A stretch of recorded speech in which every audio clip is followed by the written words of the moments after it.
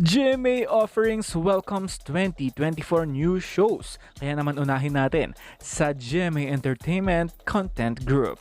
Una na nga rito ang comeback teleserye ng nag-iisang ultimate star na si Jeneline Mercado, katambal ang kapuso leading man na si Zian Lim. Ito ay Love, Die, Repeat. Napakagandang teleserye at magsisimula na nga sila sa January 15. Kasabay ng Love, Die, Repeat ang asawa ng asawa ko. Originally sa afternoon prime ito pero nagawa ito ng paraan at naging telebabad series ito at magsisimula na sa January 15. Ito ay pinangungunahan ni Jasmine Curtis Smith, Lizelle Lopez at Ray Vercruz. Pulang Araw. Ito ay mega seryeng gagawin ng GMA Entertainment Content Group. Ito ay pinangungunahan ni Sanya Lopez, David Licauco, Barbie Forteza at Alden Richards. Grabe din talaga itong Sparkle A-listers na magsasama-sama sa isang bigating action jam-pack serye na Pulang Araw. Sangre. Ito na nga ang highly budgeted na gagawin ng GMA Telebabad series. Ito ay pinagbibidahan ni Kelvin Miranda, Angel Garja, Faith Da Silva at Bianca Umali. All-star cast ito dahil nandito rin ang apat na sangre na minahal nating lahat.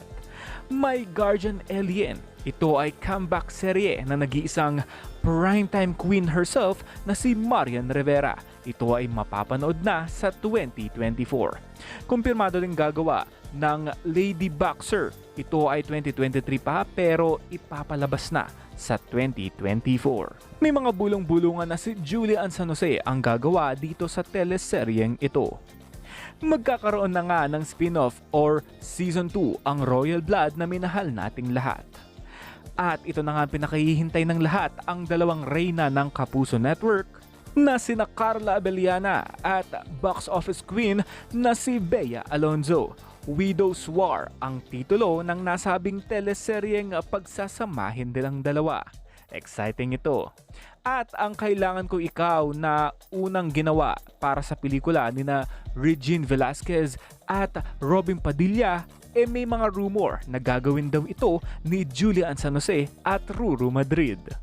Para naman sa abangan natin sa GMA Afternoon Prime, ito ang Hapon ng Pinoy. Unahin dito ang Korean adaptation na Shining Inheritance. Soon na rin ito ipapalabas sa 2024. Pinagbibidahan dito ng balik kontrabida na si Kailin Alcantara at Kate Valdez. Lilith Matias at Attorney Atlo. Soon na rin ito sa GMA Afternoon Prime. Pinagbibidahan ito ng none other than Joe Berry. Nandito pa ang Abot Kamay na Pangarap na extended pa rin hanggang sa 2024 at may bagong karakter na papasok. Ito ay walang iba kundi si Clea Pineda. Dito naman tayo sa GMA Public Affairs na gagawin nilang mga teleserye sa hapon at telebabad. Unahin na nga rito ang kauna-unahang nilang teleserye sa hapon. Ito ay Makiling. Pinagbibidahan ito ni El Villanueva at Derek Monasterio. January 8 na ito ipapalabas sa Afternoon Prime. Pangalawa naman ang Season 2 ng Lolong, ang luha ng unang atubaw. Pinagbibidahan ito ni Ruru Madrid. Habang ang Sereno, wala pa rin katiyakan kung sino nga ba ang magbibida dito sa bigating serye ng Public Affairs. Hindi naman mawawala ang The Atom Araulo Specials. Ito ay magsisimula sa January 28. Sa GMA Pictures naman, ito ang mga abangan natin sa 2024. Ito ay Penthouse 77, ito ay horror movie na pagbibidahan ni Barbie Forteza. May niluluto din proyekto si Barbie at Joshua Garcia. Ito ay collaboration ng GMA Pictures at Stars Cinema.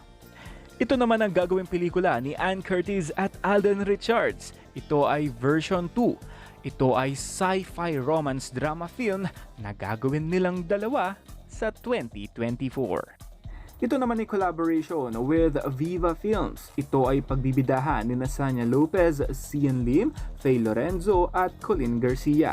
Ito ay sexy suspense thriller film na Playtime. Narito naman ang aabangan natin sa Sunday Grande ng GMA Network sa 2024. New season naman sa Jose and Maria's Bonggang Villa 2.0 simula January 21. Ito ay pagbibidahan ng primetime king and queen na Dong Yan. Another season naman, Sparkle University Season 3 at ito ay pagbibidahan ng walang iba kundi ang singer at pop star princess na si Zephanie. Ito ay musical serye na talaga namang magbibida na siya finally dito kasama si Althea Abalan.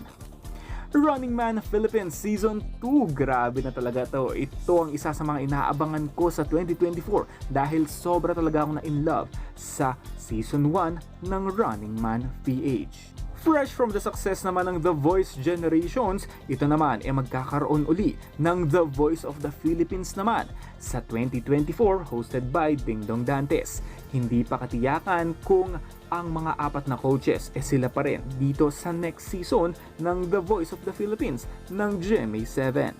Bali-balita kasing lilipat itong si Sharon Cuneta sa GMA7 at ito na nga daw ang isa sa mga gagawin niya sa Kapuso Network. Sa January 28 naman, ita-televised ang Queendom Live. Ito ay concert ng mga 6 divas ng All Out Sundays. Headed by Julian San Jose, Rita Daniela, Thea Ashley, Jessica Villarubin, Marian Osabel at Hannah Presillas. January 28 na ito sa Sunday ng Kapuso Network. Exciting projects, new contents. Ito ay gawang Kapuso, gawang GMA na aabangan natin sa 2024. And that's all for now. This has been G Kumanangan TV. Thank you for watching. Kayo guys, anong ba ang mga inaabangan nyong teleserye o shows dito sa 2024 ng Kapuso Network? Comment down below.